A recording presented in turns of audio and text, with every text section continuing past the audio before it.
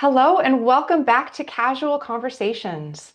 This is a video series presented by the Association of Cannabinoid Specialists that features panel discussions with clinicians and scientists on various topics related to the use of cannabis as medicine. My name is Christine Goedhart and I'm the Education Department Chair at ACS. I'll be the moderator for this episode's conversation, and I'm joined by our panel of cannabinoid clinicians, which includes Dr. Jordan Tishler, Dr. Sandra Carrillo, and Dr. Suraj Tandon. Thank you all for being here. When we talk about cannabinoids, we're often referring to THC and CBD, which are considered the major cannabinoids, as they can be found in abundant quantities in cannabis and are the most widely recognized. But cannabis also contains a wide range of minor cannabinoids that are found in smaller trace amounts in the plant, such as CBG, CBN, CBC, and THCV. Interestingly, the acidic precursors to the major cannabinoids, so THCA in the case of THC, and CBDA in the case of CBD, are also typically referred to as minor cannabinoids, even though these are often the most abundant cannabinoids actually found in the raw plant itself. They are then decarboxylated to THC and CBD by heating them up through smoking, vaporizing, or baking. So today, let's broaden our lens beyond just THC and CBD, and let's delve into these minor cannabinoids from a clinical standpoint. So I'm very interested to hear from each of you about what is your favorite minor cannabinoid and why. So how about Sandra, let's start with you. What is your favorite minor cannabinoid and why? And what do we know about it so far from the research? Is there sufficient human data to use it? An excellent question, Christine. I've been seeing a lot of work done around CBG, Cannabigerol, very interesting data. Also, the acidic cannabinoids, they have interesting properties, but they seem to be a little bit unstable. But if I'm going to talk about the one that is capturing my attention right now, will be CBG. I have seen a few publications using where they were treating patients with CBG for anxiety with good results. And I am definitely been using it for a while with some of my patients, particularly for anxiety with good results. It's not that we have very robust evidence regarding the use of CBG, but it's a preliminary, some preliminary studies, some publications. We still don't have the data we wish, but I think very soon we will be seeing more publications regarding to the use of CBG, particularly CBG with CBD in the context of anxiety. I've been having good results, and some publications are backing up also these minor, as you said, minor cannabinoid to be very interesting. And talking about the CBG is the precursor of THC and CBD is very interesting. So that word of minor cannabinoid, I think, is going to start fading a little bit regarding to these other ones that are not that minor. So that will be basically my favorite one. All right, great. If I Thank could you. interject a question for Sandra, what dosing range have you been using and seeing effective in your patients when using CBG? Between 20 and 40 milligrams per day. I've been seeing good results with the CBD almost in the same amounts. So it's been working pretty good. As I said, it's not like a lot of data or a lot of like randomized placebo-controlled trials regarding this, but I have seen good results. And when you say per day, does that mean once daily or multiple doses adding up to Usually, that? Usually, I split the dosing morning and afternoon, like before bed, and I've been seeing good results. But also, sometimes the patients just take it at night because they say that they make them sleepy. It's depending of the type of the patient. But dividing the doses, like 20 milligrams in the morning and 20 milligrams in the afternoon, seems to work well for the patients. Cool. Thank you. What about you, Suraj? Sure. Actually, I would say CBG is a preferential pick for me as well with Sandra. Having really seen sort of positive outcomes in patients, particularly with anxiety, tends to be much more effective. Again, I agree that the data that we have, unfortunately, at this time is quite limited with respect to human studies. But there are small population, really observational studies looking at the effects of CBG in really helping treat with anxiety, ADHD. I will say, again, as she noted, it's really considered the mother of all sort of cannabinoids as a precursor to both those other cannabinoids that most people are quite familiar with. I think one of the things here in Canada that we've seen since there's been a growing interest with respect to CBG is really trying to get isolated products.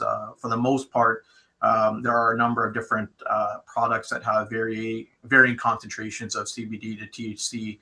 And now, obviously now with the introduction of CBG isolates, that is growing. But again, not all manufacturers or licensed producers here have really developed products solely for CBG. But I suspect that will grow with time as the evidence substantiates the efficacy of this as well. So I think with time and in terms of dosing as well, again, I will say it really varies from individual to individual. There isn't any specific dose that, like many of us have encountered, that tends to be the sweet spot. However, typically in my experience, I don't exceed doses above 40 to 50 milligrams, as I would consider them maybe perhaps non-responders. And in those patients may need to incorporate some other combination of a cannabinoid within it. There was that one randomized controlled trial that Ethan Russo and gang had done. And that was a pretty good study as I saw it. I mean, I don't remember I think the N was 50, 60 something. So, not earth shaking or anything, but as evidence in our field goes, I thought it was pretty good. What about you, Jordan? Well, I'm going to not say CBG because you guys, I think, have covered the territory, although I do find CBG to be fantastic and fascinating. And I think what you guys have touched on is that we're developing the science as well as some good clinical experience with this. And we're sort of moving into a certain level of comfort with it as a substance. So I'm going to pick THCV. And THCV, I think, is very interesting because it turns out not to be good for the things that everybody wanted it to be good for, right? THCV was long touted by our lay cannabis enthusiasts as being diet weed, right? That weed with high levels of THCV would suppress your appetite, and so you wouldn't get the munchies, right? And then that's actually been studied now, and it turns out that doesn't work. However, as a secondary endpoint in a number of these studies, they have shown that people who were given THCV had lower cholesterol and a better lipid profile, and also a better glycemic profile. And so it may very well be that, while we were looking for something over here, it turns out that what's more interesting and useful is over there. And I actually think that that's going to be the case. The indication for metabolic syndrome is looking good. Now, I don't think we're not as far along as we are with CBG. I don't think we have any very good human studies, randomized controlled studies that look at it specifically for that utility.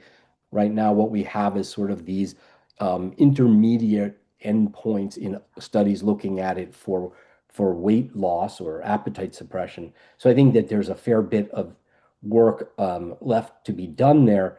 But if it turns out that this relatively simple compound does in fact alter people's lipid profile, that could be a real game changer for us. Do I think it's going to knock the GLP-1s out of the arena? No, I don't, but I think it may well, as most cannabis things, turn out to be a useful adjunct to whatever sort of primary treatments there may be. Great. Thank you all for sharing your favorite minor cannabinoids with us. Any last words for today's conversation? Well, because I have a big mouth, I think I'll add something. And that is simply this. I think that many of the cannabis or cannabinoid skeptics out there would turn around and say, look, there's just not enough evidence. And I think I would say to them, I agree with you, right? That there needs to be a lot more research. But the fact that we don't have that research now doesn't mean that we shouldn't do it or that we shouldn't anticipate that we can achieve good things for our patients with these relatively benign compounds. And so to those people who may be skeptical about this, I say, yes, absolutely. Now let's fund that research so that we can get, large scale randomized controlled trials on all of these cannabinoids. And then we'll actually know what we're doing in a much more concrete way.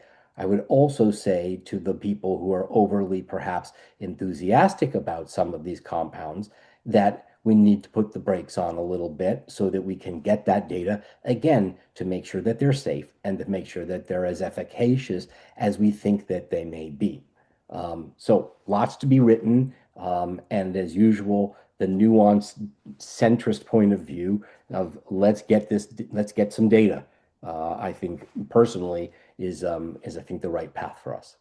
Yeah, and just to add to Jordan's comments, I completely agree. I think as an internal medicine specialist and practicing as a palliative care physician, when I look at patients who have chronic pain or anxiety, but let's say specifically about chronic pain or acute pain, I'm in favor of using perhaps cannabinoids as opposed to opioids, given the risk of major side effects, especially in frail elderly patients. But the risk of dependency and addiction and overdose, where cannabinoids, especially as we talked about some of the minor ones like CBD tend to be much more well tolerated without major side effects. So I think that is sort of changing the landscape and preference with respect to various types of analgesic. And as you said further, evidence is key, but at the same time, we need to be looking at patients or supporting our patients in a safe manner as well. Yes, and I would like to conclude agreeing with my two colleagues and definitely encouraging the physicians and the clinicians and the researchers to keep looking at all these minor cannabinoids because they're very interesting. There is a lot of potential, but do not fall on the hype that they are going to be curing certain conditions without having first the data backing up. Sometimes, I've seen some colleagues experimenting with cannabinoids, and we have to be careful too because, they say, oh, I have this child with epilepsy and I want to give CBD, THCV, CBDA because I want to see how it works. I don't think we should be doing that, right? We have to be, it's been a lot of data and a lot of research regarding to CBD and THC. And of course, we're going to have data with other cannabinoids, but don't start jumping into mix and match other cannabinoids just because they are part of the plant and because CBD and THC are proven safe. We need to find out better about the mechanism of action of these other minor cannabinoids, although there is a good description of what they do, what receptors they interact with. But definitely, number one, promote research. This is what we need, more clinicians interested in learning how they do, but also be careful using the cannabinoids with a good evidence that is backing up their use. Well said. Thank you. All right. Well, thank you to all of our panelists for sharing your insights on these minor cannabinoids with us today.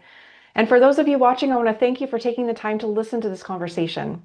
If you're interested in learning more about cannabinoid medicine, please check out the education section of the ACS website, which includes videos, blogs, and courses on a variety of relevant topics. You can find all this at cannaspecialist.org. And if you aren't already, please consider becoming a member and joining us in the effort to advance evidence-based cannabinoid care and to shape the future of medical cannabis through education, research, and advocacy. Thanks again, and I'm looking forward to seeing you next time.